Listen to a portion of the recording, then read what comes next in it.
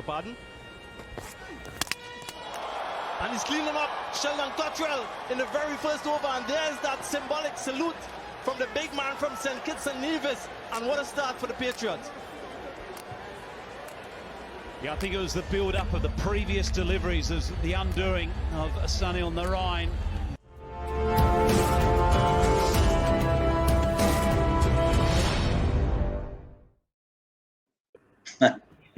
Danny, I would imagine you would have had a lot of clean bowls in your career. So how satisfying is that?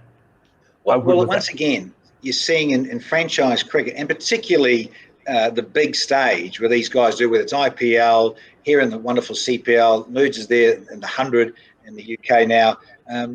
Television and the salute scenario that Sergeant Cottrell comes up with. I love it. And it's sort of, again, this part of the world in the Caribbean. I'm here in St. Kitts. Moods is coming out shortly. We're going to be at Warner Park, and that's where it all happens in terms of the flamboyance of celebration. You know, we've got a little caption and a sponsored clip around the celebrations here. And he's also, don't underestimate, what a fine bowler in terms of swinging the ball.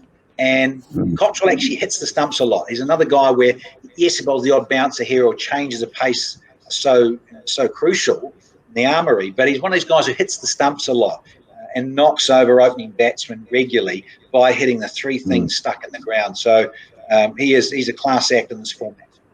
Right. Why don't we see that again, and then we'll relive that and move on to the next one.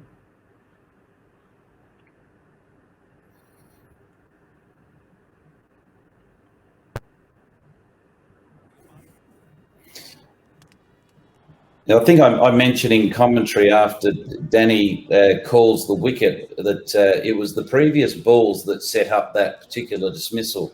From memory, I think Cottrell bowled a few short balls to Narine leading up to that dismissal. So therefore, Narine's weight was a little bit further back in the crease. He wasn't right into the drive like he would normally be. He was just standing up a little bit. So he wasn't in a great position to hit that fullish ball.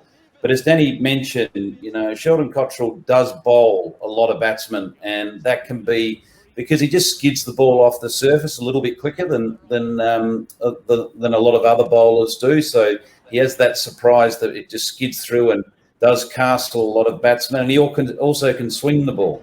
Now, that ball sort of just came in off the straight line, but he can swing the ball into the right-hander and away from the left-hander, which is such a valuable asset in T20 cricket if you can get that white ball to swing in the first few overs. Right. And Danny, you already mentioned about the celebration. Do players in CPL practice their celebrations as well as they practice batting and bowling? Yeah, I reckon you'd think so. Bravo. I mean, you know, the DJ carrying on and the jiving and the music. And, yeah, that's the frustration I think we've got in this pandemic is that the crowds aren't in. And like any of the sports, we've just had the Olympics.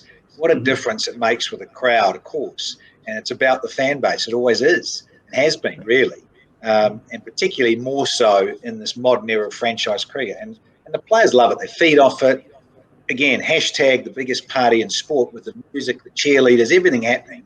It lends itself to guys celebrating, whether they're from the West Indies or they're overseas players. I mean, you get guys running around, as we know, doing their celebration, doing their thing, and they're renowned for it. So long may it continue. It adds to the whole theatre.